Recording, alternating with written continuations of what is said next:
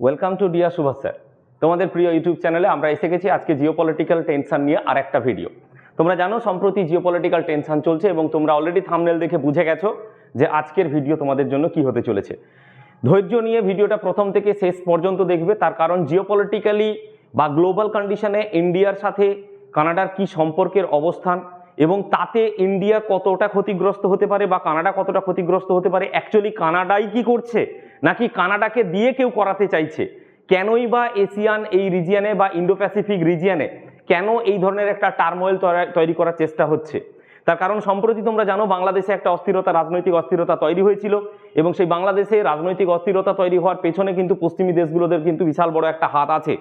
তার কারণটা হচ্ছে এই অস্থিরতা যত বেশি তারা তৈরি করতে পারবে তত বেশি পশ্চিমী দেশগুলোর উপরে তাদের যে ডিপেন্ডেন্সি তত বেশি বাড়াতে পারবে। তাহলে ইন্ডিয়ার উপরে কি সেটা কায়েম করার চেষ্টা করা হচ্ছে? সমস্ত কিছু প্রশ্নের উত্তর আজকে এই একটা ভিডিও তুমি পেয়ে যাবে এবং সেই ভিডিওটা প্রথম থেকে শেষ পর্যন্ত তোমরা ধৈর্য সহকারে দেখবে। তোমরা জানো আমরা যদি প্রকৃত যে ঘটনাটায় যদি আসি তাহলে ইন্ডিয়া কানাডার যে দ্বৈরথ চলছে সেই দ্বৈরথের মূল জায়গাটা কি রয়েছে দেখো ভালো করে। প্রথমত রয়েছে আমাদের ভারত, আমাদের গর্বের ভারত। ভারত এখান থেকে ভালো করে দেখো, এখানে রয়েছে কানাডা। তোমরা সম্প্রতি জানো যে ডিপ্লোম্যাটিক যে রিজনসে অর্থাৎ যে কূটনৈতিক পরিসরে যে সম্পর্কের যে অবনতি ঘটেছে সেখানে আমরা দেখেছি যে আমাদের যে দূতাবাস থেকে যে হাই কমিশনার, সেই হাই কমিশনার অর্থাৎ কানাডার থেকে অটোয়া থেকে আমরা যে হাই কমিশনার সেটা 6 জনকে আমরা এখানে বলে নিয়েছি এবং কানাডা নিউ দিল্লি থেকে তাদের 6 জন যে হাই কমিশনারের যে দল ছিল সেখানে তারা বলে নিয়েছে যে কোনো দেশের হাই কমিশনার থাকা মানে সেই দেশে মানুষজন তার সে দেশের লোকজন কিভাবে আসবে যাবে, তাদের সুযোগ সুবিধা, তারা এখানে কি পরিষেবা পাচ্ছে এবং যে বাইল্যাটারাল ট্রেড থেকে শুরু করে গ্লোবালি সমস্ত কিছু জিনিস কিন্তু দেখে কোনটা, অর্থাৎ রাষ্ট্রদূত বা দূতাবাস সংস্থাগুলি, সেটা পাসপোর্ট থেকে শুরু করে ভিসা থেকে শুরু করে সমস্ত কিছু। কিন্তু 14ই অক্টোবরের পরে এমন কিছু ঘটনা, এই 14 অক্টোবরের পর থেকে আরো এমন কিছু পরিস্থিতি ঘটেছে যেখান থেকে কি করেছে না দুজন অর্থাৎ ভারত এবং কানাডা দুজনের রাষ্ট্রদূতকে বলে নিয়েছে অর্থাৎ বাড়ি নিয়ে নিয়েছে। এমত অবস্থায় কানাডার ওপরে কি প্রভাব পড়তে পারে, ভারতের ওপরে কি প্রভাব পড়তে পারে, অথবা ইন্ডো প্যাসিফিক রিজিয়নে কি প্রভাব পড়তে পারে, ভারতের ইনভেস্টমেন্টে কি প্রভাব পড়তে পারে, তোমরা একটা জিনিস মাথায় রাখো, সেটা হচ্ছে যে কোনো দেশের সাথে প্রথমত মাথায় রাখতে হবে যে কোনো দেশের সঙ্গে লড়তে গেলে সেখানে তার 3টে জিনিসের উপরে প্রভাব পড়ে। একটা হচ্ছে তার অর্থনৈতিক পরিসর, প্রথম যেটা ধরবো সেটা হচ্ছে অর্থনৈতিক পরিসর। তারপরের যে পরিসর সেটা হচ্ছে একটা সামাজিক পরিসর এবং তারপরের পরিসর সেটা হচ্ছে কি রাজনৈতিক পরিসর অর্থাৎ পলিটিক্যাল। তাহলে ভারতবর্ষের পলিটিক্যাল পরিসরে অ্যাকচুয়ালি এর কি প্রভাব বা কেন এই সমস্যা, তার সামাজিক পরিসরে কতটা প্রভাবিত হচ্ছে এবং অর্থনৈতিক পরিসরে কতটা প্রভাবিত হচ্ছে, এটা হচ্ছে ভারতের পয়েন্ট অফ ভিউ থেকে। এই 3টে পয়েন্ট নিয়ে আমরা আলোচনা করব। কানাডার পয়েন্ট অফ ভিউতে আমরা যেটা আলোচনা করতে চাই সেটা কোনটা, সেটা হচ্ছে যে কানাডা কেন হঠাৎ করে ভারতের সঙ্গে এই দ্বৈরথে অবতীর্ণ হলো। তাহলে তার যদি কোনো কারণ দেখি তাহলে দেখবো যে তাদের দেশের কোনো পলিটিক্যাল অস্থিরতা রয়েছে কিনা বা তাদের দেশের অর্থনৈতিক কোনো বৈষম্য হচ্ছে কিনা সেখানে, বা অর্থনৈতিক যে বেনিফিটসগুলো বা প্রিভিলেজগুলো যেগুলো রয়েছে সেগুলো তাদের দেশবাসী কি পাচ্ছে না, নাকি কানাডাতে এমন কিছু ঘটনা ঘটছে যেখান থেকে মুখ ঘোরানোর জন্য ট্রুডো প্রশাসনকে এইরকম একটা ভূমিকা নিতে হচ্ছে, নাকি আরও অন্য কিছু কারণ রয়েছে, সেগুলো কিন্তু আমরা এখানে খুব সুন্দরভাবে বিশদে লক্ষ্য করব। প্রথমত আমরা আসবো যেটা ঘটনার যে মূল জায়গাটা যেটা বললাম সেটা হচ্ছে যে দুজনের যে দূতাবাস থেকে ডেকে নিয়েছে তার কারণটা হচ্ছে মূলত কানাডার যে অভিযোগ সেটা হচ্ছে যে কানাডিয়ান সয়েলে অর্থাৎ কানাডার মাটিতে বসবাসকারী যারা মানুষ রয়েছে, বিশেষ করে শিখ সম্প্রদায়ের যারা মানুষ রয়েছে, তাদেরকে ভারতের এজেন্সি বা ভারত সরকারের এজেন্সি নাকি তাদেরকে হত্যা করছে অথবা তাদেরকে ধমকি দিচ্ছে বা হুমকি দিচ্ছে যে তাদেরকে হত্যা করার। তো এই জায়গাটা একটা মেন কনসার্ন, একটা গুরুতর অভিযোগ যেটা তুলেছে কে, কানাডা। ভারত অর্থাৎ আমরা সেই অভিযোগের সত্যতা যাচাই করার কথা বারবার করে বলেছি এবং তাদেরকে বলেছি যে তোমরা সেটা জানাও যে আমাদের কি প্রমাণ রয়েছে, বাট তারা এখনো পর্যন্ত কোনো প্রমাণ কিন্তু তুলে দিতে পারেনি। তাই এই অভিযোগের সত্যতা কতটুকু সেটা নিয়ে এখনো অনেক প্রশ্নচিহ্ন রয়েছে, বাট আমাদের তরফ থেকে এই অভিযোগ হচ্ছে পুরোপুরি ভিত্তিহীন, এটাও কিন্তু মাথায় রাখতে হবে। তাহলে এই ঘটনার হঠাৎ করে শিখ সম্প্রদায়কে সেখানে মারা হলো, তাহলে ভারত থেকে অনেকটা দূরে যেই মারুক না কেন তাহলে সেটার প্রভাব কেন ভারত এবং কানাডার রিলেশনশিপে পড়বে। তাহলে এই বিষয়টা জানতে গেলে আমাদেরকে জানতে হবে একটু শিখদের ইতিহাস, ভারতের সঙ্গে শিখদের ইতিহাস কি জড়িত এবং সেখানে কানাডাতে তার ইম্প্যাক্ট কি এবং কানাডাতে আজকে যা কিছু ঘটছে সেটার ইম্প্যাক্ট কিভাবে ইন্ডিয়াতে আসছে সেইটা আমাদেরকে জানতে হবে। প্রথমত হচ্ছে তোমরা জানো যে গুরু নানকজির হাত ধরে পঞ্চদশ শতকে শিখ ধর্ম বা শিখিজম প্রতিষ্ঠা পেয়েছিল ভারতবর্ষের পাঞ্জাবে। তো যেহেতু ধর্ম এটা একটা, সেই ধর্ম আমরা জানি ধীরে ধীরে ধীরে ধীরে লালায়িত হতে শুরু করে এবং মানুষ একটা বৃহৎ সংখ্যের মানুষ অর্থাৎ পাঞ্জাবে বসবাসকারী যারা, তারা শিখ ধর্মাবলম্বী। সুতরাং সেই জায়গা থেকে তারা তাদের ধর্মকে তারা নার্চার করতে শুরু করে। ভারতবর্ষে যেটা মেজরিটি দেশ যেটা, সেটা হচ্ছে হিন্দু, এবং ভারতবর্ষের এই মেজরিটি হিন্দুর পরে যদি আমরা মেজর মাইনরিটি যদি বলি তাহলে সেটা হচ্ছে মুসলিম। এইরকম অবস্থা যখন চলছে 1947 সালে যখন এলো, ভারত যখন ভাগ হচ্ছে, সেই ভাগের সময় যেটা দেখা গেল যে ভারত ভাগ হচ্ছে ধর্মের ভিত্তিতে, অর্থাৎ সিরিল র্যাডক্লিফ যে লাইন করছে পাঞ্জাবে, সেখানে যে ভাগটা যে করলো অর্থাৎ ভারতবর্ষের যে পাঞ্জাবে, সেটা দেখা গেল কি না সেটা ধর্মের ভিত্তিতে হলো। অর্থাৎ একটা হয়ে গেল পাকিস্তান যেটা মুসলিম অধ্যুষিত, আর এদিকে চলে গেল কি ভারত, যেখানে কিনা হিন্দু থাকলো তার মেজরিটি পোর্শন। এখানে শিখদের একটি ডিমান্ড ছিল, বা শিখ যারা ধর্ম অবলম্বন করে বেঁচে থাকেন তাদের একটা ডিমান্ড ছিল। সেই ডিমান্ডটা হচ্ছে যে তাহলে আমরা না হিন্দু না মুসলিম, আমরা হচ্ছি সংখ্যালঘু শিখ, তাহলে আমাদের জন্য একটা আলাদা স্বাধীন একটা রাষ্ট্র হবে, সেই স্বাধীন ভূমি হবে, সেই ভূমিটার নাম হবে খালিস্তান। এই খালিস্তান যে ডিমান্ডটা তারা তখন থেকেই মানে তুলতে শুরু করে 1947 সাল থেকে। পরপর এই খালিস্তান যে ডিমান্ডটা এতটাই বাড়তে শুরু করে যে পরবর্তী সময়ে এই খালিস্তান এই যে ভূমি, এই ভূমি একটা বিশাল বড় আন্দোলনে পরিণত হয়, এবং সেই আন্দোলনের ফলে আমরা দেখতে পাই যে এই আন্দোলনের আড়ালে কিছু জঙ্গি নেতা বা কিছু বিচ্ছিন্নতাবাদী সংগঠন তারা যুক্ত হতে শুরু করে, এবং সেখানে যে জঙ্গি নেতার নাম উঠে আসে তার নাম হচ্ছে জারনাইল সিং। এই জারনাইল সিং 1980 সময়ে সে কি করে না অমৃতসরের যে গোল্ডেন টেম্পল বা স্বর্ণ মন্দির রয়েছে সেখানে সে কি করে না এই আন্দোলনটাকে পরিচালিত করার জন্য সে সেখানে একটা সময় কি করে লুকিয়ে থাকে এবং আন্দোলনটাকে গাইড করতে শুরু করে। সে কিন্তু একজন জঙ্গি নেতা। ভারত সরকার তখন ইন্দিরা গান্ধীর নেতৃত্বে চলছে, আমাদের ইন্দিরা গান্ধী মহাশয়া তখন কিন্তু তোমরা জানো যে প্রধানমন্ত্রী, তিনি তখন কি করলেন একটা সামরিক অভিযান চালালেন যার নাম হচ্ছে অপারেশন ব্লু স্টার। এই অপারেশন ব্লু স্টারে তখন তিনি কি করলেন না এই স্বর্ণ মন্দিরে সামরিক বাহিনীকে পাঠিয়ে তিনি সেখানে এই জঙ্গি নেতাকে খতম করার চেষ্টা করলেন এবং করলেনও। সেটা করতে গিয়ে স্বর্ণ মন্দির ক্ষতিগ্রস্ত হলো, এবং তার সঙ্গে কিছু শিখ সম্প্রদায়ের সাধারণ মানুষজন প্রায় কাছাকাছি 492 জন বা 500 জনের কাছাকাছি বলা হয় তারা হতাহত হলো। এটাকে শিখ সম্প্রদায়ের মানুষরা কিন্তু খুব ভালোভাবে নিতে পারেননি, তার কারণ শিখ সেন্টিমেন্টে কিন্তু এটা খুব লেগেছিল, এবং তারই ফলশ্রুতি আমরা দেখতে পাই 1984 সালের 31শে অক্টোবর এই আন্দোলনের যে বহিঃপ্রকাশ যেটা ঘটে সেটা হচ্ছে ইন্দিরা গান্ধীর যে দুজন যে দেহরক্ষী, সেই দেহরক্ষী একজন হচ্ছে বিয়ান সিং এবং আর একজন হচ্ছে সতওয়ান্ত সিং। এই দুজন কি করে প্রায় গুলি করে, একজন 3টে গুলি করে প্রথমে, তারপরে একজন প্রায় 25 থেকে 30 রাউন্ড গুলি করে ইন্দিরা গান্ধী আমাদের যে গর্বের প্রধানমন্ত্রী যিনি ছিলেন বা ভারতবর্ষের প্রথম মহিলা প্রধানমন্ত্রী, তাকে পুরো ঝাঁঝরা করে শেষ করে দেওয়া হয়। এবং এইখানে শুধু তাই নয়, তারপরে আমরা দেখি দিল্লির বুকে কি হয় না বিশাল একটা দাঙ্গা লাগতে শুরু করে।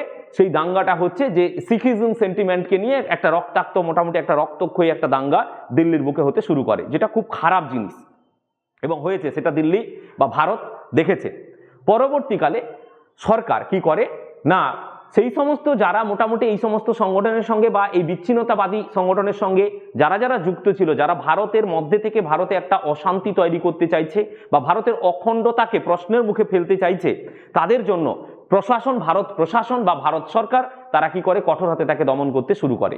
এবং সেখান থেকেই কি হয় শুরু হয় যে শিখদের মধ্যে একটা ক্ষোভ বাড়তে শুরু করে, একাংশে, সবার জন্য নয়, একাংশে শিখদের মধ্যে একটা ক্ষোভ বাড়তে শুরু করে, এবং তারা ধীরে ধীরে তারা কি করতে শুরু করে না পশ্চিমী দেশগুলোতে আশ্রয় নিতে শুরু করে। তার কারণ জেনে রাখতে হবে তোমাদেরকে, ভারতে যত আন্দোলন সংগঠিত হয় বা ভারত শুধু নয় গোটা বিশ্বে যেখানে যাই আন্দোলন হোক না কেন, সেই আন্দোলন তাদের যদি অখণ্ডতাকে যদি প্রশ্নের মুখে যদি ফেলে দেয়, তাহলে তার জন্য সেফ হাউস যেখানে বসে করা যায় আর কি, এগুলোর হচ্ছে কোথায় পশ্চিমী দেশগুলো, যেরকম USA, UK, France, Italy, Canada, এই সমস্ত দেশগুলো কি করে এদেরকে তাদের দেশে মোটামুটি মানে লালায়িত করে, তাদেরকে ফস্টারিং করে যে হ্যাঁ তোমরা এখানে বসে। তার কারণ আমাদের যে এই যে বিভিন্ন যে চুক্তি রয়েছে সেখানে আমরা কিন্তু আমাদের হাত অতটাও লম্বা নেই, যে ইন্টারন্যাশনাল ট্রিটির এরকম হাত লম্বা নেই যে সেখানে গিয়ে কাউকে শাসন করতে পারবে বা সেখানে গিয়ে তুমি কেন করছে। এটাকেই এই ধরনের কাজগুলোকে বুঝতে গেলে ডিপ্লোম্যাটিক রিলেশনসের মাধ্যমে এই জিনিসগুলোকে কিন্তু তখন কি করতে হয়, কন্ট্রোল করতে হয়। তাহলে এইরকম অবস্থায় যখন 1984 পরে যখন শিখরা পরপর কানাডাতে যখন জমতে শুরু করলো 1990-এর দিকে কিন্তু কি হলো না, স্বাভাবিকভাবে এই আন্দোলনটা স্থিমিত হয়ে এলো। তার কারণ ভারতের মাটিতে ধীরে ধীরে আন্দোলন, অর্থাৎ খালিস্তান এই যে আলাদা ফ্রি ল্যান্ড যে লাগবে সেটার আন্দোলন ধীরে ধীরে স্থিমিত হতে শুরু করলো। ভারত সরকার কড়া হাতে এটাকে দমন করতে শুরু করলো এবং এই আন্দোলনটি তখন ভারতের বাইরে সাধারণত শিখ সম্প্রদায়ের মানুষজন একাংশ তারা পরিচালিত করতে শুরু করলো এবং কানাডাতে সেটা সব থেকে বেশি। তার কারণটা কেন কানাডাতে বেশি সেটা এবার তোমাদেরকে একটু জানতে হবে। তার কারণটা হচ্ছে কানাডাতে যে শিখ সম্প্রদায়ের মানুষ প্রায় অনেকটাই বসবাস করেন, সেই পার্সেন্টেজটাও তোমাদেরকে জানতে হবে।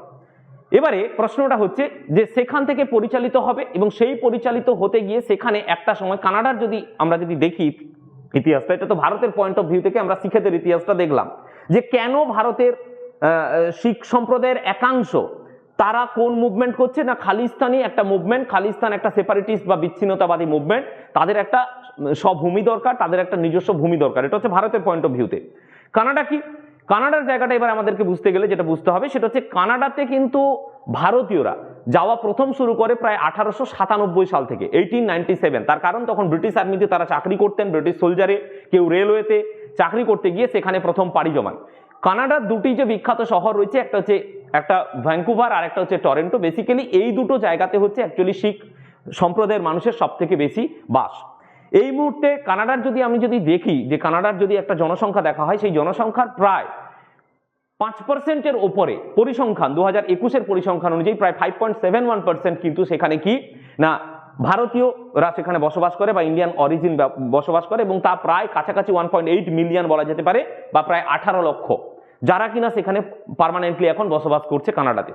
কানাডাতে যে মানুষের এই যে চলে যাওয়া, অর্থাৎ 1897 সালে যে ইমিগ্রেশন পলিসি শুরু হয়েছিল সেটা পরপর আমরা দেখি 2024-এ গিয়ে বিশাল আকারে যায়। তার কারণ আমরা 2023-এর স্ট্যাটাস অনুযায়ী দেখি প্রায় 2.5 লক্ষ সেখানে মানুষজন বা ছাত্র তারা কিন্তু ভিসাতে চলে গেছে। কোথায়? কানাডাতে। প্রথমত যে ইমিগ্রেশনটা শুরু হয়েছিল সেটা হচ্ছে লেবার বেসড কি কাজ, অর্থাৎ সেখানে লেবারের কাজ করা হবে, সেই কাজের জন্য মানুষজন এখান থেকে চলে যাচ্ছেন। তার কারণ প্রত্যেকটা মানুষের এটা একটা হক রয়েছে বা ফ্রিডম রয়েছে বা অধিকার রয়েছে যে সে তার বেটার লাইফকে লিড করবে। তাহলে বেটার লাইফ সে দেখতে পাচ্ছে যে ওখানে যদি লেবারের কাজ করা হয় তাহলে ভারতে যে পয়সাটা পাওয়া যায় বা যে টাকাটা পাওয়া যায় তার থেকে তুলনামূলকভাবে বেশি। আবার কানাডা গভর্নমেন্ট দেখলো যে সেখানকার মানুষজনকে কাজে লাগালে সেখানে যে পরিমাণ তাদেরকে শ্রমের জন্য যে পারিশ্রমিক যে দিতে হয় তার থেকে কম আবার কি ভারতীয়দেরকে দিতে হচ্ছে, তাহলে তাদেরও বেনিফিট হচ্ছে। আর ভারতীয়রা যারা যাচ্ছেন তারা তাদের লাইফটাকেও বেটারমেন্ট করার জায়গায় যাচ্ছেন যে হ্যাঁ আমি সেখানে গেলে একটু টাকা বেশি পাবো। এইভাবে ধীরে ধীরে যেতে যেতে একটা সময় তারা গিয়ে সেখানে টেকনোলজিতে কাজ করতে শুরু করলো, ইনফ্রাস্ট্রাকচারে কাজ করতে শুরু করলো, হেলথ কেয়ারে সেখানে কাজ করতে শুরু করলো, বিভিন্নভাবে সেখানে কাজের সঙ্গে বা প্রজেক্টের সঙ্গে যুক্ত হলো এবং 2023 সাল পর্যন্ত সেখানে প্রচুর ভারতীয়রা সেখানে যেতে শুরু করলো। সেটা হচ্ছে এডুকেশনের কারণে পার্টিকুলারলি আরো বেশি করে যেতে শুরু করলো। এই স্ট্যাটিস্টিক্সে 2023 সালে দেখলাম আমরা হরদীপ সিং নিজ্জর, এই যে যাকে তোমরা দেখতে পাচ্ছ বোর্ডে, এই হরদীপ সিং নিজ্জরকে 2023 সালে কি করা হলো না একে হত্যা করা হলো। কে তিনি? এই হরদীপ সিং নিজ্জর না, নিজ্জর হচ্ছে কানাডাতে বসে, কানাডার মাটিতে বসে সে কি করতো, এই খালিস্তানি আন্দোলনটাকে প্রমোট করত। তার কারণ এই খালিস্তানি বিচ্ছিন্নতাবাদী আন্দোলনের তিনি হচ্ছেন একজন নেতা। তার কারণ একটা সময় শিখ সম্প্রদায়ের মানুষরা কানাডাতে যখন বসবাস করতে শুরু করলো, মাথায় রাখতে হবে একটা দেশে যখন একটা সম্প্রদায়ের মানুষ যখন ধীরে ধীরে যখন বসবাস করতে শুরু করে কোনো বাইরে থেকে গিয়ে, তাহলে সেখানে স্বাভাবিকভাবে তাদের হোল্ড কিন্তু প্রথমে আসে না। কেন? তার কারণ তারা সেখানকার কিন্তু বাসিন্দা নয়, তারা বাইরে থেকে গেছে। তাহলে স্বাভাবিক কানাডিয়ানসরা যারা ওখানকার রিয়েল বাসিন্দা, কানাডিয়ানস যারা, তারা কিন্তু এদেরকে ভালো চোখে প্রথমে শিখ সম্প্রদায়ের মানুষকে কেন, যে কোনো মানুষকে তারা ভারতীয়দেরকে কেন যে প্রান্ত থেকেই যাক ভালো চোখে দেখে না। তখন স্বাভাবিকভাবে এরা ধীরে ধীরে সেখানে যখন পপুলেশন বাড়তে শুরু করলো, ডেমোগ্রাফি যখন ধীরে ধীরে চেঞ্জ হতে শুরু করলো, তখন সেখানে কি হলো, শিখিজম বা শিখ ধর্ম সেখানে পালন করা শুরু হলো, সেখানে গুরুদ্বারা খোলা হলো, সেখানে রাজনৈতিক পরিসরে পরপর আসতে শুরু করলো। এবং সেই পরিসরটাই আমরা দেখতে পাই যে এই হরদীপ সিং নিজ্জর সেখানে একটি খালসা যে সোসাইটি ছিল তার প্রেসিডেন্ট, এবং শুধু তাই নয় তিনি একজন গুরুদ্বারারও প্রেসিডেন্ট পদে সেখানে ছিলেন। এবং সেখানে তিনি থেকে স্বাভাবিক যে কোনো একটা ধর্মগুরু কোনো একটা যদি মাং বা ডিমান্ড যদি করে, স্বাভাবিকভাবে তার ডিমান্ডটাকে কি করা যায়, গুরুত্ব দেওয়া যায় এবং অনেকটা পরিসরে তার কথাটাকে পৌঁছে দেওয়া যায়, তার কারণ তাকে মানুষ মানে। তাহলে হরদীপ সিং নিজ্জারকে কিন্তু শিখ সম্প্রদায়ের একাংশ, যে খালিস্তানি মুভমেন্টকে যারা সাপোর্ট করতো পেছন থেকে, তারা কিন্তু এর ভক্ত হয়ে গেল এবং সেখান থেকে তারা কানাডার মাটিতে বসে কিন্তু ভারতে একটা অস্থিরতা তৈরি করা এবং এই ডিমান্ডকে তুলে ধরা, এটার কাজ করতে শুরু করলো। এর পেছনে অনেক বড় হাত রয়েছে, সেটা পরে আসছি, কিন্তু এটাই ঘটনা। এবং তারপরে আমরা দেখলাম যে তাকে সেখানে হত্যা করা হলো, তার নিজের গাড়িতেই মোটামুটি তাকে ঝাঁঝরা করে দেওয়া হলো এবং সেই ঝাঁঝরাতে যে হত্যা করা হলো সেখানে কানাডিয়ান যে পুলিশ রয়েছে, অর্থাৎ আমরা দেখতে পাচ্ছি এখানে জাস্টিন ট্রুডো, এখানে আমাদের প্রধানমন্ত্রী নরেন্দ্র মোদী, এবং এখানে তুমি দেখো যে কানাডিয়ান যে পুলিশ রয়েছে, রয়্যাল কানাডিয়ান যে মাউন্টেড পুলিশ, তারা কি করলো না, তারা একটা অভিযোগ নিয়ে এসে তারা কি করলো, বললো যে না ভারতীয় এজেন্সিরা এখানে হাত রয়েছে, ভারতীয় এজেন্সিরা এই কাজটা করেছে এবং একে একে কি করলো, গ্রেপ্তার করতে শুরু করলো এবং বলল যে আমাদের যে লরেন্স বিষ্ণোই যে রয়েছে তাদের গ্যাং সেখানে সক্রিয় রয়েছে এবং তাদেরকে দিয়ে ভারত সরকার কলমে এটাকে করাচ্ছে। এই অভিযোগটা তুললো কার, নিজ্জারের হত্যায়। এবং সঙ্গে সঙ্গে এই যে কথাটা যে এরা যে বললো তার একটা গ্রাউন্ড থাকতে হবে, সেই গ্রাউন্ডটা কি ক্রিয়েট করা হলো না, গ্রাউন্ডটা ক্রিয়েট করা হলো, তোমরা এটা দেখতে পাচ্ছ 5I, কথাটার অর্থ হচ্ছে 5টি দেশ রয়েছে। এই 5টি দেশে একটা হচ্ছে ইউএসএ, একটা হচ্ছে ইউকে, একটা কানাডা নিজে, একটা অস্ট্রেলিয়া এবং একটা নিউজিল্যান্ড। এই হচ্ছে প্রত্যেকের, তোমরা দেখতে পাচ্ছ। এই 5I হচ্ছে অ্যাকচুয়ালি ইন্টেলিজেন্সটাকে শেয়ার করে। কি শেয়ার করে? ইন্টেলিজেন্স সংক্রান্ত রিপোর্টগুলোকে শেয়ার করে। এদের মধ্য থেকে ইউএসএ প্রবাবলি ইন্টেলিজেন্সটা শেয়ার করেছে এই 5I থেকে, যে ভারতই তোমাদের দেশে অর্থাৎ কানাডাতে কি করছে, একটা কানাডিয়ান সয়েলে সার্বভৌমত্বকে নষ্ট করার চেষ্টা করছে। এটা ট্রুডোকে বলা হলো, যাতে ট্রুডোকে সামনে ভিড়িয়ে দেওয়া হয় ভারতের সঙ্গে লড়ার জন্য, তার পেছনেও গ্রাউন্ড রয়েছে। এবং সেইটা বলে কোন রকম প্রমাণ না রেখেও সরাসরি তারা দিল্লিতে কি করলো, প্রমাণ দেখে দিল যে না, দিল্লির যারা হাই কমিশনার সেই সময় যিনি ছিলেন আর কি, সঞ্জীব কুমার বর্মা, আমরা ডেকে নিয়েছি, তো তাকেও অভিযুক্ত করা হয় এবং তার সাথে টোটাল টিমকে অভিযুক্ত করা হয় এবং সঙ্গে আরো কিছু ভারতীয় সংগঠনকেও কি করে দেওয়া হয়, দেখে দেওয়া হয় যে না এরাই তাহলে যুক্ত আছে। এবং একে একে আমরা এই যাদবকে দেখি যে এরা মোটামুটি অ্যারেস্ট করতে শুরু করে এবং এই অবস্থায় একটা বিশাল বড় একটা টার্ময়েলের জায়গা তৈরি হয়, তারা তাদের মতো করে কাজ করতে শুরু করে। এবং সেই 2023-এর যে ডাকটা, যখন আমরা গত বছর G20 সামিট যখন দিল্লিতে হলো, সেখানেও কিন্তু আমরা দেখি যে ট্রুডোর সঙ্গে কিন্তু মোদির মানে সখ্যতা বা সম্পর্ক ভালো ছিল না, সেখানেও ইস্যুটা উঠেছিল এবং সেই ইস্যুটা থেকে আমরা বারবার করে বলেছি যে আমাদেরকে কিন্তু এটা বদনাম করার চেষ্টা করা হচ্ছে, সেটা হচ্ছে ইন্টারন্যাশনাল ফোরামে বা ইন্ডিয়ান যে ডায়াসপোরা রয়েছে যেখানে, অর্থাৎ কানাডাতে বা বিশ্বের যে কোনো জায়গায় ইন্ডিয়ান যে ডায়াসপোরা রয়েছে সেই সমস্ত জায়গাগুলোতে ইন্ডিয়ার যে ইমেজটা সেটাকে খারাপ করার চেষ্টা করা হচ্ছে, এটা আমাদের তরফ থেকে বারবার করে বলা হচ্ছে। এখন প্রশ্ন হচ্ছে যে এতগুলো ঘটনা পরপর ঘটে যাচ্ছে, তাহলে আমরা কি চুপচাপ বসে থাকবো? নিশ্চয়ই না। তার কারণ আমাদেরকেও কিন্তু ব্যবস্থা নিতে হবে এবং সেই ব্যবস্থা কিভাবে আমরা নেব তারই ফলশ্রুতি আমরা কি করলাম, হাই কমিশনারকে সেখানে ক্লোজ করে দিলাম এবং আমরা কানাডিয়ানদেরকে এখন আপাতত ভিসা টিজা বা সমস্ত কিছুকে রেস্ট্রিক্ট করলাম এবং আমাদের যে ট্রেড যে চলতো সেই ট্রেডগুলো যে চুক্তি ছিল সেই চুক্তিগুলোকে আপাতত পোস্টপোন রাখলাম। এমতো অবস্থায় আপাতত রয়েছে। এখন আমাদের প্রশ্ন যে তাহলে হরদীপ সিং নিজ্জার থেকে শুরু হলো যে কনফ্লিক্টটা, সেটা কেন একজন শিখ নেতা সেখানে মারা গেছে, তার জন্য কেন এই ট্রুডো আমাদের দিকে আঙুল তুলছে এবং দুটো দেশের কি করছে না, দুটো দেশের যে সার্বভৌমত্ব নিয়ে প্রশ্ন উঠছে। এইখানে তোমাদেরকে এবারে বুঝতে হবে রহস্যটা, সেটা হচ্ছে যে কোনো দুটো দেশের সঙ্গে সম্পর্ক খারাপ হতে পারে, কতগুলো কারণ থাকতে পারে এবং তার মূল কারণ যেটা, সেটা হচ্ছে যদি ওই দুটো দেশ, দুজন দেশের বা দুটো দেশের সার্বভৌমত্ব, গণতন্ত্র, মানব অধিকার এবং অর্থনৈতিক উন্নয়ন এগুলো নিয়ে যদি কোনো রকম কোনো সমস্যা তৈরি করে, তখনই কিন্তু সমস্যাটা তৈরি হয় প্রকৃত দুটো দেশের মধ্যে। ভারত সরকার আমরা মনে করছি, বা ভারত সরকার, আমাদের সরকার মানে আমরা ভারতীয়রা মনে করছি বা ভারত সরকার মনে করছে যে ভারতে শিখেদের একাংশ যে আন্দোলনটা চালাচ্ছে সেটা হচ্ছে অ্যাকচুয়ালি অবৈধ। তার কারণ ভারত সরকার 2020 সালে এই হরদীপ সিং নিজ্জরকে জঙ্গিবাদী নেতা বা জঙ্গি বলে পুরোপুরি আখ্যায়িত করেছে এবং 2020 সালে তাকে ব্যান করে দেওয়া হয়েছে, অর্থাৎ তাকে অ্যারেস্ট করা হবে এবং তাকে ব্যান করে দেওয়া হয়েছে। তাহলে সেই আন্দোলনটাকে কি করে কানাডার মাটিতে জাস্টিন ট্রুডো কি করে প্রমোট করতে পারে? তাহলে এটা হচ্ছে সরাসরি ভারতের সার্বভৌমত্বে হস্তক্ষেপ, যেটা ভারতীয়রা বা আমরা কখনোই এটাকে মেনে নিতে পারবো না। আবার কানাডা কি বলছে? কানাডা বলছে, কানাডার যে পররাষ্ট্রমন্ত্রী মেলানি জোলি, তিনি বলছে যে কানাডিয়ান, তিনি যেহেতু হরদীপ সিং নিজ্জর হচ্ছে কানাডিয়ান, একজন শিখ, তাহলে তিনি যেহেতু কানাডিয়ান রেসিডেন্ট, তাহলে ভারতের এজেন্সি যদি আমাদের একজন কানাডিয়ানকে যদি আমাদের মাটিতে হত্যা করে, তাহলে এটা হচ্ছে আমাদের সার্বভৌমত্বে হস্তক্ষেপ।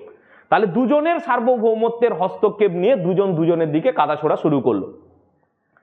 পলিটিক্যাল এবং যে সোশ্যাল এবং যে ইকোনমিক যে পরিসর রয়েছে, যে পরিসরগুলো এর দ্বারা ইম্প্যাক্টেড হতে চলেছে, অর্থাৎ এই হচ্ছে পুরো ঘটনা ইম্প্যাক্টেড, বা কেন জাস্টিন ট্রুডো এই অবস্থা করছে। জাস্টিন ট্রুডোর করার পেছনে যে কারণটা রয়েছে সেটা এবার তোমাদেরকে বলি, একে একে করে তোমরা জিনিসগুলোকে বোঝার চেষ্টা করবে খুব ভালো করে এই পরিসরে। সেটা হচ্ছে জাস্টিন ট্রুডো 2015 সাল থেকে লাস্ট 9 বছর ধরে প্রাইম মিনিস্টার রয়েছে। এই জাস্টিন ট্রুডো যে প্রাইম মিনিস্টার রয়েছে, সে হচ্ছে লিবারেল পার্টির নেতা। সেখানে যে দুটো পার্টি ম্যাক্সিমাম যেটা চলে, একটা হচ্ছে কনজারভেটিভ পার্টি আর একটা হচ্ছে লিবারেল পার্টি। কানাডান যে পার্লামেন্ট যে রয়েছে, সেখানে হাউস অফ কমন্স রয়েছে, সেই হাউস অফ কমন্সে এই জাস্টিন ট্রুডো, অর্থাৎ আমরা যে ট্রুডোকে দেখতে পাচ্ছি, জাস্টিন ট্রুডোর যে পার্টির যে সদস্য সংখ্যা রয়েছে সেখানে প্রায় 160 আমরা যদি দেখি। এবং এই জাস্টিন ট্রুডোর 2015 থেকে 2021 আবার যে ইলেকশন হয়েছে, সেই 2021 ইলেকশনে আমরা জাস্টিন ট্রুডোর যে দেখি যে ভোট পার্সেন্টেজ, সেটা 33% নেমে আসে। অর্থাৎ জাস্টিন ট্রুডো ওখানে প্রধানমন্ত্রী হয়েছেন 2015 সালে, যখন তিনি প্রধানমন্ত্রী হয়েছিলেন, তিনি 34.34% তিনি ভোট পেয়েছিলেন। ভেবে দেখো, 100 জনের মধ্যে 34 জন ভোট দিয়ে তাকে প্রধানমন্ত্রী বানিয়েছে, যেটা 2021 সালে কমে গিয়ে 33-এ নেমে আসে। আর 32% ভোট পায় কে? কনজারভেটিভ পার্টি, তিনি প্রধানমন্ত্রী হয়েছিলেন। 2021 সালের একটা ইন্টারেস্টিং ডেভেলপমেন্ট ঘটেছে। সেই ডেভেলপমেন্টটা কি না, শিখ সম্প্রদায়ের ফোরাম থেকে একটা পার্টি হয়েছিল, সেই পার্টির নাম হচ্ছে এনডিপি, অর্থাৎ নিউ ডেমোক্রেটিক পার্টি।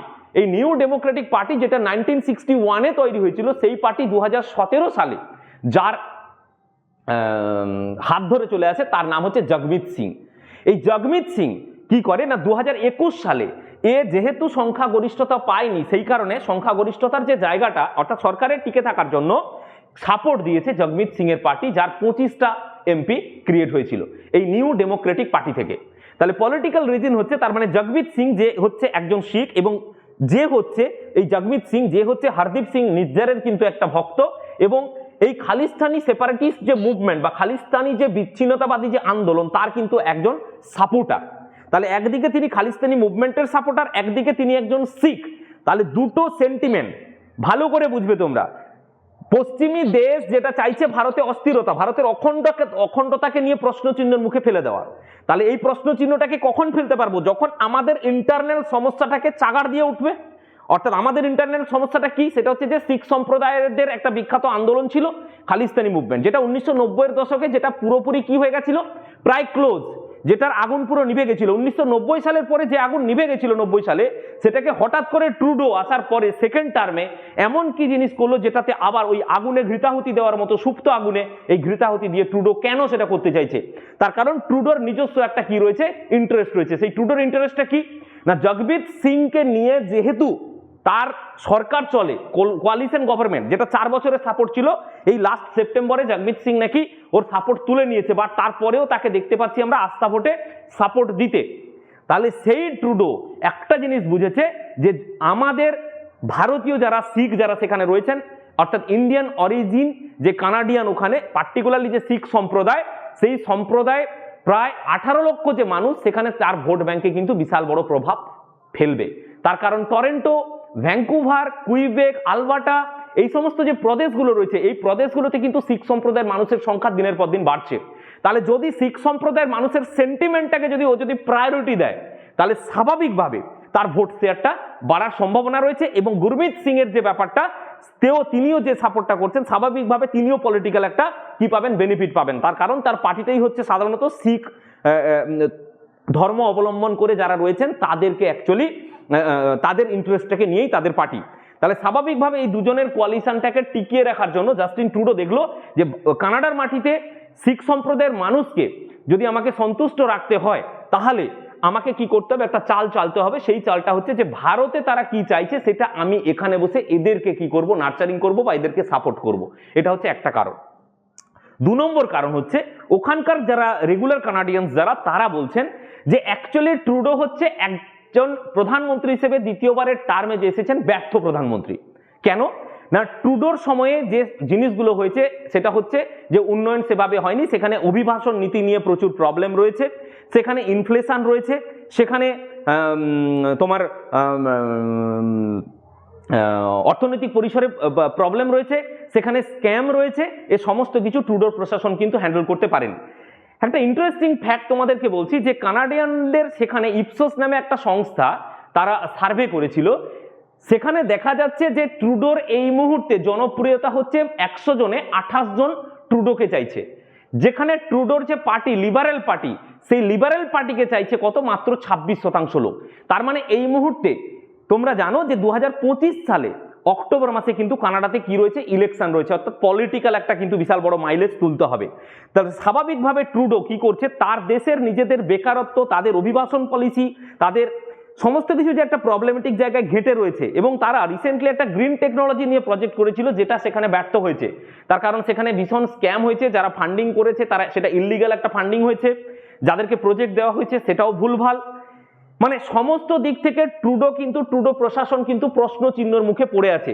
স্বাভাবিক নিজেদের দেশের এই প্রশ্ন চিহ্নের মুখে যখন আমি নিজে পড়ে গেছি, এইখান থেকে আমাদের দৃষ্টিভঙ্গিটাকে ঘোরানোর জন্য ওরা কি করেছে, সরাসরি এখন ভারতের দিকে দেখে দিয়েছে গুলিটা। তাহলে স্বাভাবিকভাবে ওখানকার যারা অভিবাসী তারা বলছেন যে অ্যাকচুয়ালি ট্রুডো এটা একটা কূটনৈতিক চাল খেলেছে বা ডিপ্লোম্যাটিক একটা চাল খেলছে, সেই চালের দ্বারা তার যে 25 সালে যে ইলেকশন আছে সেই ইলেকশনে যাতে ভালো ফল হয়, সেই ফলের জন্য সেখানকার শিখদেরকে এন্টারটেইন করা একাংশ, যারা কিনা খালিস্তানি মুভমেন্টটাকে, তার কারণ ওখানকার আবার বেশিরভাগ যে শিখ সম্প্রদায়ের মানুষ তারা কিন্তু আবার এটাকে সাপোর্ট করছেন না।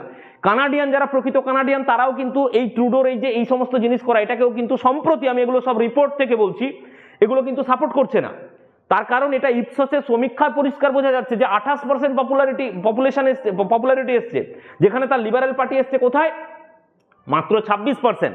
অথচ তাদের যে এই মুহূর্তে যে বিরোধী যে নেতা রয়েছে তার নাম ভালো করে দেখো, কানাডার যে অপোজিশন লিডার পিয়েরে পৈলিভার, এর কিন্তু পপুলারিটি ধীরে ধীরে বাড়ছে, এবং এ কিন্তু তার সরকারকে অর্থাৎ এই পৈলিভার এই ট্রুডোকে কিন্তু বারবার প্রশ্ন চিহ্নের মুখে ফেলে দিচ্ছে, প্রচুর পরিমাণে তাকে কিন্তু বিপত্তিতে ফেলছে, এবং এই বিপত্তিতে যাতে ওকে না পড়তে হয় এবং তার জন্যই কিন্তু ট্রুডো প্রশাসন কি করছে, এবং তার যে পররাষ্ট্রমন্ত্রী মেলানি জোলি তারা কি করছে, এই দিকে এবারে ঝোঁকার চেষ্টা করছে যে যাতে এই ফোকাসটাকে অন্যদিকে নড়িয়ে দেওয়া যায়। এটা হচ্ছে তাদের রাজনৈতিক কারণ, অর্থনৈতিক কারণ। এবারে আসছি পশ্চিমী দেশগুলো বরাবরই চায় ভারতকে, তোমরা দেখতে পাচ্ছ আজকের ভারত কিন্তু সেই আগেকার ভারতের মতো নেই। আমরা একটা সময় ভারতের লিডারকে দেখতে পেতাম, আমাদের সব যারা খুব বিখ্যাত সব প্রধানমন্ত্রী গেছেন তাদেরকে গ্লোবালি সেইভাবে কেউ গুরুত্ব দিত না, গ্লোবালি তাদেরকে কেউ চিনত না। আজকে যখন মোদিজি প্রাইম মিনিস্টার হিসেবে ভারতকে যখন তুলে ধরার চেষ্টা করছেন, আমরা দেখি গ্লোবালি ভারতের সম্মান কত। মোদি এখানে একজন ব্যক্তি, আমি ব্যক্তিগতভাবে মোদির সাপোর্টার হব কি হব না সেটা আলাদা কথা, কিন্তু আমার সবার আগে যেটা দেখা দরকার সেটা হচ্ছে আমার দেশ। আমি একজন ন্যাশনালিস্ট, আমি একজন জাতীয়তাবাদী, তাহলে আমার দেশটাকে আগে দেখতে হবে, আমার দেশের আগে কার্যকলাপটাকে দেখতে হবে, আমাদের দেশ যাতে সবার উপরে স্থান নিতে পারে তার কথা ভাবতে হবে।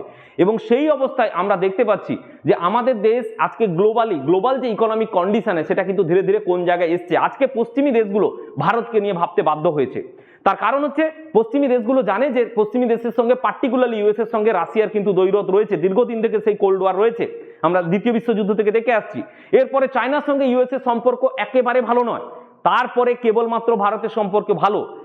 ইন্দো প্যাসিফিকে যদি কায়েম করতে হয়, আমরা যদি দেখি যে ইন্দো প্যাসিফিককে কায়েম করতে হবে, তাহলে ভালো করে দেখো, ইন্দো প্যাসিফিককে যদি কায়েম করতে হয় তাহলে ইন্দো প্যাসিফিককে ভালো করে এই জায়গাটা আমাদেরকেও বুঝতে হবে, সেটা হচ্ছে এটা হচ্ছে প্যাসিফিক রিজিয়ন, তাহলে ইউনাইটেড স্টেটস এখানে রয়েছে, তাহলে এই রিজিয়নটাকে যদি ভালো করে যদি করায়ত্ত করতে হয় তাদেরকে, স্বাভাবিকভাবে এখানকার এশিয়ার যে যারা সুপার পাওয়ার তাদের মধ্যে কিন্তু ইন্ডিয়া হচ্ছে অন্যতম। এবারে ইন্ডিয়ার বর্তমান যে লিডার যিনি রয়েছেন নরেন্দ্র মোদী বা অমিত শাহ, এরা সাধারণত কোন রকম ভাবে পশ্চিমী দেশের দালালি করে না বা পশ্চিমী দেশের কথায় ওঠে না বসে না। আমাদের কাছে আমাদের দেশটা হচ্ছে আগে বা প্রায়োরিটি হচ্ছে আগে। এবং এই যে ফান্ডাটা বদলে দিয়েছে আমাদের এই মুহূর্তে যে বিদেশ মন্ত্রী যিনি রয়েছেন S Jaishankar, the most capable পররাষ্ট্রমন্ত্রী বলা যেতে পারে, তো তিনি কিন্তু এই ভুলটাকে বদলে দিয়েছেন। এই সমস্ত কিছু পশ্চিমী দেশগুলো হজম করতে পারছে না। এই না হজম করতে পারার কারণে আমাদের প্রতিবেশী দেশ বাংলাদেশে কি করলো, তাদের সরকারের উত্থান ঘটিয়ে পতন ঘটিয়ে দিল। তারা কোনো রকম ভাবে বিভিন্নভাবে ফান্ডিং করে, এরও ইতিহাস আছে। এটা বাংলাদেশের শুধু মুভমেন্ট নয়, বাংলাদেশের ছাত্র নেতারা এখন হয়তো বুঝতে পারছে কিছুজন যে অ্যাকচুয়ালি এই মুভমেন্টের আড়ালে তাদের কত বড় ক্ষতি হয়ে গেছে। তারা একটা সরকারকে ফেলে দিয়ে বর্তমান যারা এসছে তাদের আগ্রাসন কি বা তাদের আলটিমেট কি হবে ভূমিকা। তোমরা জানো এই মুহূর্তে বাংলাদেশের রিটেল প্রাইস, বাংলাদেশের বাজারে আগুন ঝরছে, বাংলাদেশের সাধারণ যারা নাগরিক তারা কোনো কিছু কিনে খেতে পারছে না। তাহলে ভারতের পাশে বাংলাদেশে এই অস্থিরতা কিন্তু তৈরি করেছে কিন্তু পশ্চিমী দেশ, এবং তার দাদা হচ্ছে কে ইউএসএ। একই রকম ভাবে ভারতেও কিন্তু রাজনৈতিক অস্থিরতা এবং ভারতে কিন্তু অখণ্ডতার প্রশ্নটাকে তুলে দিচ্ছে কে ইউএসএ। তার কারণ সম্প্রতি চায়না ভালো করে বুঝবে এই জায়গাটা কেন পশ্চিমী দেশ। তোমরা বলবে যে আমি মন গড়া কথা বলছি, নো, তার কারণ হচ্ছে পশ্চিমী দেশ ইউএসএ যেটা চলে সেটা হচ্ছে কি, সেটা হচ্ছে ইউএস ডলার। ইউএস ডলারে গোটা বিশ্ব ট্রেড করে, তোমরা খুব ভালো করে জানো। এবং আমরা এই মুহূর্তে আমাদের যে আরবিআই রয়েছে তার যে ফরেক্স রিজার্ভ 600+ ইউএস বিলিয়ন ডলারে পৌঁছে গেছে।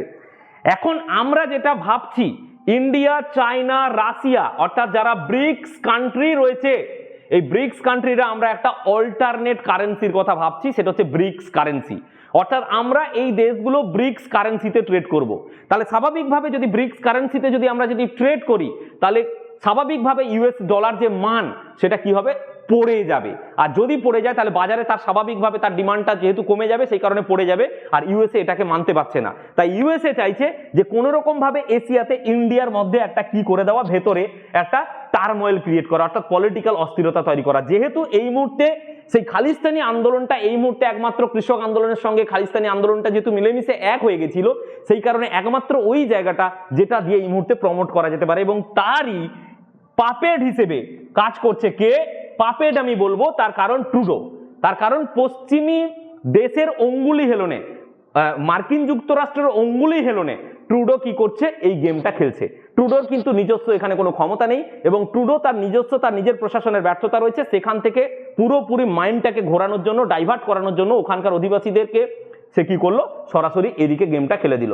আর ইউকে কি করছে এখানে বুঝতেই পারছো, তোমাদের যেটা পুরোটা বললাম যে তারাই অ্যাকচুয়ালি গেমটা খেলছে এইভাবে কানাডার হাত দিয়ে ইন্ডিয়াকে তাদের ভেতরের প্রশ্ন নিয়ে, অর্থাৎ তাদের আমাদের এবারে প্রশ্ন হচ্ছে আমাদের স্ট্রেংথটা কোথায় জানো? আমাদের স্ট্রেংথ হচ্ছে যে ডাইভার্সিটি ইন ইউনিটি। এই যে ডাইভার্সিটি আমাদের মধ্যে কি রয়েছে, ডাইভার্সিটি রয়েছে। এবারে এই ডাইভার্সিটিটা অর্থাৎ আমাদের দেশে আমরা জানি 28টা অঙ্গরাজ্য, 7টা ইউনিয়ন টেরিটরি এবং একটা ন্যাশনাল ক্যাপিটাল টেরিটরি। এর সমস্ত জায়গায় বিভিন্ন ধর্মের মানুষ বসবাস করে, এবং আমরা প্রত্যেকে একে অপরের কালচারকে এত সুন্দর করে নার্চার করি যেটা অন্য কোথাও হয় না। একটা মুসলিম কান্ট্রিতে মুসলিমরা যতটা না শান্তিতে আছে, ভারতে তার থেকে অনেক বেশি ভালো গুণে মুসলিম সম্প্রদায়, তারা সংখ্যালঘু হওয়া সত্ত্বেও তারা ভালো রয়েছে। হিন্দুরা এখানে মেজরিটি, আমরা মিলেমিশে হিন্দু, মুসলিম, শিখ, ইসাই, বিভিন্ন ধর্মের, বৌদ্ধ, খ্রিস্টিয়ান, মানে যারা যা আছে প্রত্যেকের সঙ্গে আমরা দারুণভাবে চলছি, যেটা পশ্চিমী দেশেদের কাছে একটা বিশাল বড় মাথা ব্যথার কারণ। তার কারণ আমাদের এই অখণ্ডতা, আমাদের এই যে একটা যে ডাইভার্সিটি, এটাই হচ্ছে আমাদের স্ট্রেংথ। তারা ভাবছে যে পাঞ্জাবের এই আন্দোলনটাকে হয়তো দিয়ে ভারতের সরকারটাকে ফেলে দেওয়া যাবে বা নরেন্দ্র মোদীটাকে সরিয়ে দেওয়া যাবে। তাদের প্রশ্ন হচ্ছে ভারত সরকারকে নিয়ে নয়, তাদের প্রবলেমটা ভারত সরকারকে নিয়ে হয়। আমরা যেটা বুঝি বা স্ট্যাটিস্টিক্স যেটা বলছে, তাদের প্রবলেমটা হচ্ছে আমাদের প্রধানমন্ত্রী নরেন্দ্র মোদীকে নিয়ে। তার কারণ মোদী এমন একজন গ্লোবাল লিডার যে কারোর কথা শোনে না, যে কেবলমাত্র একজন ন্যাশনালিস্ট, যে কেবলমাত্র একটা দেশ কিভাবে চলবে সেই দেশটাকে নিয়ে ভাবে, আর অন্য তার কাছে কোনো প্রায়োরিটি নেই। দেশটা হচ্ছে সবার আগে, দেশটাকে নিয়ে আগে ভাবতে হবে এবং গ্লোবালি দেশটাকে একটা অন্য জায়গায় প্রেজেন্ট করতে হবে। আমাদের দেশেও বেকারত্ব সমস্যা রয়েছে, আমাদের দেশেও অনেক কিছু প্রবলেম রয়েছে, তারপরেও আমরা প্রত্যেকে চাই যে সেই সমস্যার সমাধান হোক, বেকারত্ব ঘুচে যাক, আমাদের দেশের অন্যান্য যত সমস্যা রয়েছে সেগুলো মিটে যাক, এবং আমাদের দেশ আবার সর্বশ্রেষ্ঠ আসনে আসুক। এই কাজটাই কিন্তু নরেন্দ্র মোদীর নেতৃত্বে তিনি সেটা নেতৃত্ব দিয়ে এই কাজটাই কিন্তু ক্রমশ করে যাচ্ছেন। এই পরিসরে ভারতকে বদনাম করা, ভারতের সার্বভৌমত্বে প্রশ্ন তোলা, ভারতের গণতন্ত্রে নাক গলানো। তার কারণ গণতন্ত্রে নাক গলানো মানে যে ভারতবর্ষের ইলেকশনটাকে প্রভাবিত করা। ভারতবর্ষের তোমরা জানো নিশ্চয়ই এটা একটা বিশাল বড় চক্রান্ত হতে যাচ্ছিল। তার কারণ হরিয়ানাতে কিছুদিন আগে তোমরা জানো সেখানে ইলেকশন ছিল। হরিয়ানাতে যদি কোনো রকম ভাবে যদি বিজেপি সরকার যদি মানে বলাই হয়েছিল, বিভিন্ন জায়গায় মিডিয়া সবাই বলেছিল যে কংগ্রেস ওখানে জিতছে, বিজেপি সেখানে জিতছে না। কে জিতছে দ্যাট ইজ নট, মানে এটা বড় কথা নয়, বড় কথাটা হচ্ছে যে বিজেপি ক্ষমতায় আসছে না। তাহলে হরিয়ানাতে যদি এই সমস্যাটা যদি হরিয়ানাতে যদি এটা হতো, তাহলে কিন্তু এই সময়ে এই যে কানাডা যে ইস্যুটা যে হয়েছে বা কানাডা ইস্যুটা যে এই মুহূর্তে যেটা তৈরি হয়েছিল, এরা কি করতো তখন স্বাভাবিকভাবে এই আন্দোলনটাকে আরো বেশি এরা সাপোর্ট করে দিয়ে এখানে আমাদের ভেতরে কিন্তু একটা টার্মোইল লাগিয়ে দিত। একটা কথা কিন্তু মাথায় রাখতে হবে, সে একটা কথা আছে, রাখে হরি মারে কে আর মারে হরি রাখে কে। আমাদের ক্ষেত্রে তাই হয়েছে, রাখে হরি মারে কে। সেখানে কিন্তু বিজেপি গভর্নমেন্টই থাকলো হরিয়ানাতে এবং কোনো রকম এই ধরনের ঘটনা কিন্তু ঘটানোর কোনো রকম কোনো ব্যাপ্তি বা কোনো রকম কোনো পরিসর কিন্তু কারা না কানাডা কিন্তু পেল না। যার ফলে তাদের মধ্যে এই জায়গাটা রয়েছে যে কি করে আমরা যত দিক দিয়ে চেষ্টা করছি কোনোভাবেই হচ্ছে না। ওরা মনে হয় একটা জিনিস ভুলে গেছে, সেটা হচ্ছে যে ভারতের ডাইভার্সিটি হচ্ছে ভারতের স্ট্রেংথ। তার কারণ পাঞ্জাব প্রদেশের যেটা সমস্যা সেটা কিন্তু উড়িষ্যার সমস্যা নয়, যেটা উড়িষ্যার সমস্যা সেটা কিন্তু পশ্চিমবঙ্গের সমস্যা নয়, যেটা পশ্চিমবঙ্গের সমস্যা সেটা কিন্তু তামিলনাড়ুর সমস্যা নয়, যেটা তামিলনাড়ুর সমস্যা সেটা কিন্তু কর্ণাটকের সমস্যা নয়। এটা কিন্তু ওরা জানে না। তার কারণ একই সঙ্গে আমাদের দেশে এরকম গণ অভ্যুত্থান করা সম্ভব নয়। তারা ভেবেছিল যে বাংলাদেশের মতো গণ অভ্যুত্থান একটা ঘটে যাবে এই কৃষক আন্দোলনকে কেন্দ্র করে বা খালিস্তানি মুভমেন্টকে কেন্দ্র করে। নো, এটা কখনোই পসিবল নয়। আমাদের মাথায় রাখতে হবে যে প্রত্যেকটা জিনিস, প্রত্যেকটা স্টেট তার নিজস্ব চালে চলে। ভেবে দেখো, আমরা পশ্চিমবঙ্গবাসী, আমরা ওখানে নরেন্দ্র মোদীকে ভোট দিয়ে জিতিয়েছি, কিন্তু আবার পশ্চিমবঙ্গের নিরিখে যখন ভোট হচ্ছে এখানে কিন্তু আমরা আমাদের মাননীয় মমতা বন্দ্যোপাধ্যায়কে আবার ভোট দিয়ে কিন্তু জিতিয়েছি। আমরা কিন্তু এখানে বিজেপি থাকার সত্ত্বেও কিন্তু এখানে কিন্তু বিজেপি গভর্নমেন্ট হয়নি। তার কারণ আমাদের রাজ্যের ইস্যুটা আলাদা আর দেশের পরিসরের ইস্যুটা আলাদা। মানুষ কিন্তু এই ব্যাপ্তিটা বা এই বিভাজনটা কিন্তু করতে জানে। মানুষ কিন্তু এই ডাইভার্সিটির মধ্যে থেকে কিন্তু নিজেদের ভালোটাকে বুঝতে জানে। তাই তারা জানে যে কেন্দ্রে কোনটা লাগবে, রাজ্যে কোনটা লাগবে, যে দেশে যে রাজ্যে। আবার দেখো উড়িষ্যায় নবীন পটনায়ক জি ছিল, তাকে আবার সরিয়ে দিয়ে সেখানে বিজেপি চলে এসছে। আবার সেখানে বিজেপি চলে এসছে মানে পশ্চিমবঙ্গে বিজেপি চলে আসবে এরকম ভাবার কোনো দরকার নেই, আবার এলেও আসতে পারে। তার মানে আমি বলতে চাইছি যে কাউকে দেখে কারোর প্রবলেম কখনো কেউ ইনফ্লুয়েন্সড হবে না ভারতের মতো দেশে। তার কারণ ভারতের প্রবলেম প্রত্যেকের আলাদা, তাই প্রত্যেকের জায়গাটা, প্রত্যেকের কালচার আলাদা, প্রত্যেকের মানে প্রত্যেকটা জিনিসই আলাদা। তাই এখানে একেবারে ওভারঅল একটা গণ অভ্যুত্থান যারা পশ্চিমী দেশগুলো কায়েম করার চেষ্টা করছে ভারতের মাটিতে, সেটা কিন্তু কখনোই পসিবল নয়। এবারে আমি আসবো যে ভারতের কোন কোন জায়গাগুলো ক্ষতিগ্রস্ত হচ্ছে। ভারতের যে জায়গাগুলো ক্ষতিগ্রস্ত হচ্ছে, প্রথম হচ্ছে ট্যুরিজম ইন্ডাস্ট্রি। তার কারণ কানাডা থেকে একটা সিংহভাগ মানুষজন ট্যুরিজমে আসতো, সেটা আপাতত ভিসা বন্ধ হচ্ছে, সুতরাং সেখানে আমাদের একটা ক্ষতি হতে পারে। কানাডার একটা বড় অঙ্কের একটা ফান্ড তোমাদেরকে আমি দেখাচ্ছি, তোমরা সেটা দেখলে বুঝতে পারবে। সেটা হচ্ছে কানাডার বলা হয় পেনশন ফান্ড।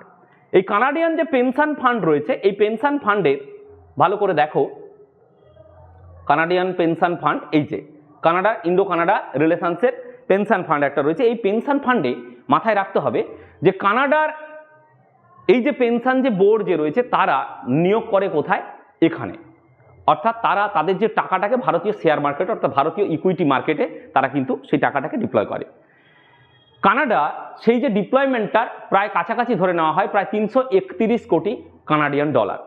ভারতের হিসাবে যেটা সেটা অনেকটাই টাকা, এবং এই মুহূর্তে ইকুইটি স্ট্রেংথে সেপ্টেম্বর মাস পর্যন্ত প্রায় 2 লক্ষ কোটি টাকা ভারতীয় মার্কেটে ওদের বিনিয়োগ রয়েছে, অর্থাৎ শেয়ার মার্কেটে। এখন প্রশ্ন হচ্ছে শেয়ার মার্কেট থেকে যদি এই টাকাগুলো যদি কোনো রকম করে তারা যদি সরিয়ে নেয়, তাহলে কিন্তু শেয়ার মার্কেটে একটা বড় ধাক্কা আসবে এবং সেখান থেকে ভারতের অর্থনীতিতে একটা সাময়িকভাবে ধাক্কা আসতে পারে। কিন্তু এটা এমন বড় ধাক্কা আসবে না। তার কারণ একটু স্ট্যাটিস্টিক্স তোমাদেরকে বলি। স্ট্যাটিস্টিক্স বলছে যে ইন্ডিয়া এবং কানাডার যে এই যে ইনভেস্টমেন্ট পলিসিতে, সেটা হচ্ছে টোটাল যে এফডিআই হয় অর্থাৎ ফরেন ডিরেক্ট যে ইনভেস্টমেন্ট, সেই ফরেন ডিরেক্ট ইনভেস্টমেন্টের মাত্র 0.5% হচ্ছে ইনভেস্টমেন্ট, সেটা হচ্ছে কানাডা থেকে। কত বললাম? মাত্র 0.5%। এটা হচ্ছে কানাডার থেকে এফডিআই, টোটাল এফডিআই এর মাত্র 0.5%। তার কারণ কানাডিয়ান যে পেনশন ফান্ড রয়েছে, এই ফান্ডটা অ্যাকচুয়ালি অস্ট্রেলিয়া হচ্ছে লার্জেস্ট ইনটেকার, অর্থাৎ অস্ট্রেলিয়াতে সব থেকে বেশি তারা এটা নিয়োগ করে, এবং আগে চায়নাতে করতো, আমাদের এখন বেড়েছে, এখানেও বেড়েছে পরিমাণটা। আমি তোমাদেরকে এই যে স্ট্যাটিস্টিক্সটা দিলাম, এই স্ট্যাটিস্টিক্সে যদি কানাডিয়ান পেনশন ফান্ড যদি এখান থেকে যদি চলে যায়, তাহলে আমরা ক্ষতিগ্রস্ত যতটা হব তার থেকে বেশি ক্ষতিগ্রস্ত কারা হবে? কানাডিয়ানসরা হবে। কেন না, কানাডিয়ান যে পেনশন বোর্ড তাদের যে এই যে টাকাগুলো, অ্যাকচুয়ালি এই টাকাটা তারা এখানে ভারতবর্ষে বিনিয়োগ করেছে। তার কারণ তারা জানে যে চায়নার গ্রোথ সেভাবে নেই, ইউএস এর গ্রোথ সেভাবে নেই, জাপানের গ্রোথ অলরেডি হয়ে গেছে। সব থেকে এখন যে ডেভেলপিং কান্ট্রি বা গ্রোয়িং কান্ট্রি যেটা ইকোনমি, গ্রোয়িং ইকোনমি, সেটা হচ্ছে ইন্ডিয়া। তাহলে ইন্ডিয়াতে তাদের টার্গেট আছে যে 2030 সাল পর্যন্ত তাদের এখানে বিনিয়োগটা থাকবে এবং 2030 সাল পর্যন্ত ভারত কিন্তু তার ইকোনমি জায়গা থেকে ভীষণ একটা ভালো জায়গায় যাবে এবং তারা ভালো রিটার্ন পাবে। তাহলে পরিষ্কার করে বোঝা যাচ্ছে যে কানাডিয়ান যে পেনশন ফান্ড, সেই পেনশন ফান্ড তারা নিজেদের স্বার্থে কিন্তু এখানে কি করেছে, নিয়োগ করেছে। তারা এমনি করেনি, অর্থাৎ তারা ভালো রিটার্ন পাবে এবং সেই রিটার্নের বিনিময়ে কিন্তু তারা সেখানে টাকাটা কামিয়ে নিয়ে যাবে।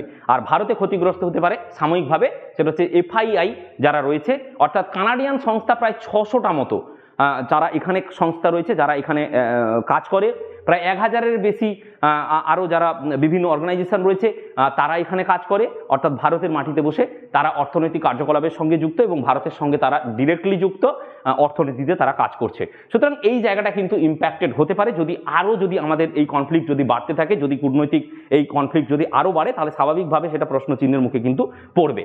এবারে চলে আসি ট্রেড। আমাদের সঙ্গে কানাডার কিন্তু আগে অনেক ভালো ট্রেড হতো। ট্রেড প্রায় 2013 সাল থেকে 23 সাল যদি দেখি আমরা, প্রায় 57% কিন্তু সেখানে ট্রেড আমাদের বেড়েছিল, কিন্তু আমরা 2023-24-এ কিন্তু সেই ট্রেডের পরিমাণ কমিয়ে এনেছি এবং সেখানে যে বাইল্যাটারাল যে আমরা যে ট্রেড যদি ডেফিসিট দেখি, সেটা কিন্তু খুব আর বেশি নেই। ভারতের মাত্র সেটা 3 বিলিয়ন কানাডিয়ান ডলারে রয়েছে। সেটা তার কারণটা হচ্ছে, তোমরা ভালো করে বোঝো, সেটা হচ্ছে আমরা আগে যে পরিমাণ সেটা বিনিয়োগ করতাম, এটা এখানে রয়েছে 19-20, 20-21 পরপর আছে। আমরা এখন 1.31 এখানে কি করেছি, এখানে সবুজটা হচ্ছে এক্সপোর্ট আর এখানে হচ্ছে আমরা আমদানি করেছি 1.38, তার মানে অলমোস্ট দেখো ব্যালেন্সে রয়েছে। অর্থাৎ আমরা ট্রেড ব্যালেন্সও মোটামুটি কানাডার সঙ্গে রাখি, তাই বেশি কিছু ডেফিসিট আমাদের নেই। তাই আমাদের এই মুহূর্তে সম্পর্কে খারাপে ইকোনমিক্যালি অতটাও আমরা ইম্প্যাক্টেড হব না। সমস্যা হচ্ছে এটা যে আমরা অ্যাকচুয়ালি একটা জায়গায় প্রবলেম হতে পারে, সেটা হচ্ছে কিছু জিনিস ইম্পোর্ট যেগুলো করাতাম, যেরকম ভারত পালস সেখান থেকে ইম্পোর্ট করাতো। পালস মানে PULSE, মানে ডাল জাতীয় জিনিসগুলো কিন্তু কানাডার উপরেই কিন্তু আমাদেরকে ডিপেন্ড করতে হয়। এটা কিন্তু মাথায় রাখতে হবে। কাঠের মণ্ড, হ্যাঁ, বা কাগজের মণ্ড, এই জিনিসগুলো এখান থেকে আসে, বা কিছু খনিজ জিনিস কিছু আসে সেখান থেকে। আবার ভারত থেকে অনেক জিনিস যায়, সেটা হচ্ছে ক্রুড অয়েলের যেরকম বাই প্রোডাক্ট কিছু যায়, আমাদের এখান থেকে জুয়েলারি সেখানে যায়, জুয়েলসগুলো সেখানে যায়, ডায়মন্ডগুলো সেখানে যায়, অর্থাৎ আমরা এক্সপোর্ট আইটেমের মধ্যে সেগুলো রাখি। সুতরাং এইগুলো সাময়িকভাবে বিঘ্নিত হতে পারে। এই জায়গাগুলো এখন আপাতত ইন্ডিয়া কানাডার এই রিলেশনে কিছুটা বিঘ্নিত হতে পারে। এই মুহূর্তে কানাডাকে কিন্তু এটা ভাবতে হবে এবং পরবর্তী যে আমরা দেখতে পাচ্ছি সেটা হচ্ছে এই যে জগমিত সিং রয়েছে, আমরা দেখতে পাচ্ছি, মাথায় রাখতে হবে যে এ কি বলেছে দেখো, এই জায়গাগুলোকে একটু গুরুত্ব দিতে হবে। বলছে যে Canadian Sikh leader Jagmeet Singh calls for ban on RSS and actions against Indian diplomats. Jagmeet Singh কেন চাইছে সে কথা আমি বলে দিয়েছি, এবং RSSকে এখন আবার রাষ্ট্রীয় স্বয়ংসেবককে কিন্তু প্রশ্নের মুখে ফেলে দিয়েছে যে RSSকে ব্যান করতে হবে। তার মানে বুঝতেই পারছো যে পরিষ্কার জায়গাটা একটা পলিটিক্যাল এবং একটা রিলিজিয়াস আঙ্গিকে আসছে। ইসরায়েল এবং ইরানের মধ্যে তোমরা জানো যে টার্ময়েলটা তৈরি হয়েছিল, সেটাও কিন্তু ধর্মকে কেন্দ্র করে। তো স্বাভাবিকভাবে ইসরায়েল সেখানে ছেড়ে কথা বলছে না ইরানের উপরে ইতিমধ্যে আক্রমণ করেছে, কিন্তু ইরান সেখানে নরম সুর করে কথা বলছে। সেখানে ইরানেরও অনেক বাধ্যবাধকতা রয়েছে। স্বাভাবিকভাবে একই রকমভাবে এরা চাইছে যে ভারতের মধ্যেও কিন্তু RSS তোমরা জানো একটি হিন্দু সংগঠন, এই হিন্দুদেরকে এখানেও কিন্তু একটা টার্গেট করা হচ্ছে, একটি সংগঠনকে টার্গেট করা হচ্ছে বাইরে থেকে বসে, এবং ভারতের যে অখণ্ডতা, ভারতের যে ডাইভার্সিটি, সেটাকে প্রশ্নচিহ্নের মুখে তোলা হচ্ছে। স্বাভাবিক এই জিনিসগুলোকে কিন্তু জাস্টিন ট্রুডোকে বিচার করতে হবে। জাস্টিন ট্রুডো যদি এই জিনিসগুলোকে যদি বিচার না করে, তাহলে কিন্তু অলরেডি কানাডার সঙ্গে চায়নার যে সম্পর্ক, সেটা যথেষ্ট খারাপ অবস্থায় এই মুহূর্তে রয়েছে কানাডার। তারপরে যদি ইন্ডিয়ার সঙ্গে যদি খারাপ অবস্থায় যদি আসে, তাহলে ইন্দো প্যাসিফিক রিজিয়ন থেকে কানাডা কিন্তু পুরোপুরি মুছে যাবে। ইন্দো প্যাসিফিক রিজিয়ন থেকে কানাডা কিন্তু পুরোপুরি মুছে যাবে।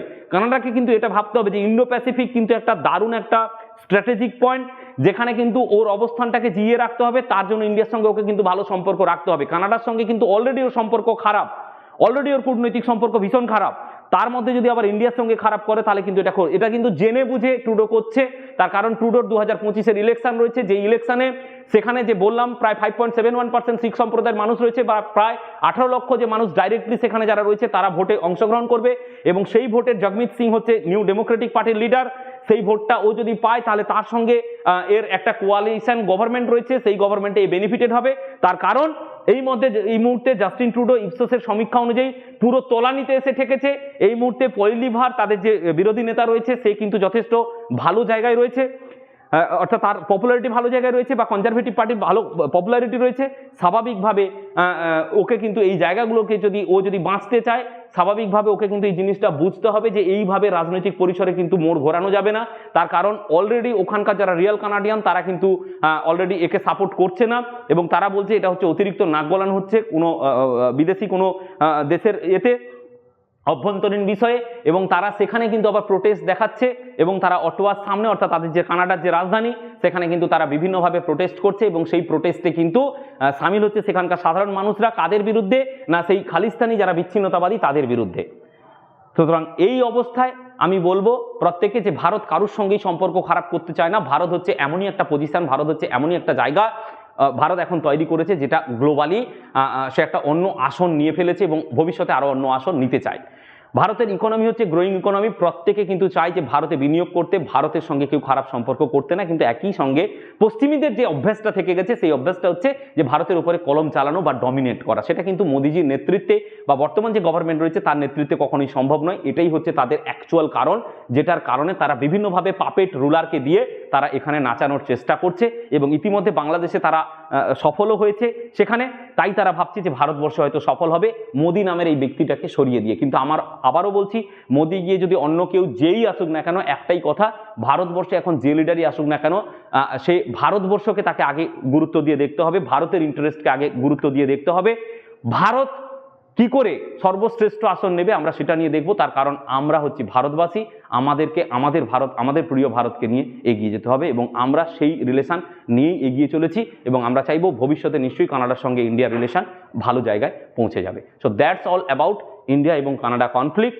এখন তোমাদের জন্য আমি যে প্রশ্নগুলো রাখছি তোমরা অবশ্যই কমেন্ট সেকশনে অবশ্যই প্রশ্নগুলোর উত্তর দেবে, এবং ভিডিওটা যদি ভালো লেগে থাকে প্রত্যেকে অবশ্যই ভিডিওতে একটা লাইক মাস্ট দেবে, এবং ভিডিওটাকে শেয়ার এবং সাবস্ক্রাইব করবে। তোমাদের জন্য প্রথম প্রশ্ন, সেটা হচ্ছে কানাডার রাজধানীর নাম কি? আমি প্রথম প্রশ্ন দিলাম তোমাদের জন্য, সেটা হচ্ছে কানাডার রাজধানীর নাম কি। 2 নম্বর প্রশ্ন হচ্ছে যে 5I, এই 5I কান্ট্রিগুলো কি কি? 5I কান্ট্রিটা কি নিয়ে কাজ করে, এবং এই 5I কান্ট্রিটা হচ্ছে অ্যাকচুয়ালি কি নিয়ে কাজ করে, এবং কোন কোন দেশগুলো রয়েছে। 3 নম্বর প্রশ্ন হচ্ছে যে কানাডার এই মুহূর্তে কানাডার পররাষ্ট্রমন্ত্রীর নাম কি? কানাডার পররাষ্ট্রমন্ত্রীর নাম কি? 4 নম্বর প্রশ্ন হচ্ছে ভারতের হাই কমিশনার যিনি কানাডাতে ছিলেন তাকে এখানে ফেরত আনা হয়েছে, তো তার নাম কি? এবং এই হাই কমিশনার এখন যিনি রয়েছেন আর কি, আমাদের যে ফরেন মিনিস্টার তিনি হচ্ছেন এস জয়শঙ্কর। তিনি শেষ হাই কমিশনার হিসেবে কোন দেশে নিয়োগ ছিলেন? আমি 5টা প্রশ্ন তোমাদের জন্য দিলাম। এস জয়শঙ্কর তিনি হাই কমিশনার হিসেবে লাস্ট কোথায় সার্ভ করেছেন, কোন দেশে সার্ভ করেছেন, তারপরে তিনি পলিটিক্সে এসেছেন। আর বাকি 4টে প্রশ্ন তোমাদের প্রত্যেককে দিয়েছি, তোমরা আশা করি এই প্রশ্নগুলোর উত্তর তোমরা দেবে। আশা করি তোমাদের ভিডিওটা খুব ভালো লেগেছে এবং অনেক জিনিস তোমাদের কিন্তু ক্লিয়ার হয়ে গেছে। এইরকমভাবে আমাদের সমস্ত জিওপলিটিক্যাল ভিডিওগুলোর জন্য তোমরা আমাদের পাশে থাকবে এবং চ্যানেলটাকে অবশ্যই সাবস্ক্রাইব করবে, এবং এই ধরনের ভিডিওগুলো পাওয়ার জন্য চ্যানেলের সাবস্ক্রাইব করে তোমরা অবশ্যই বাটনটাকে প্রেস করে রাখবে, যাতে তোমরা সবার আগে নোটিফিকেশনটা পেয়ে যাও। সবাই ভালো থাকো, জয় হিন্দ।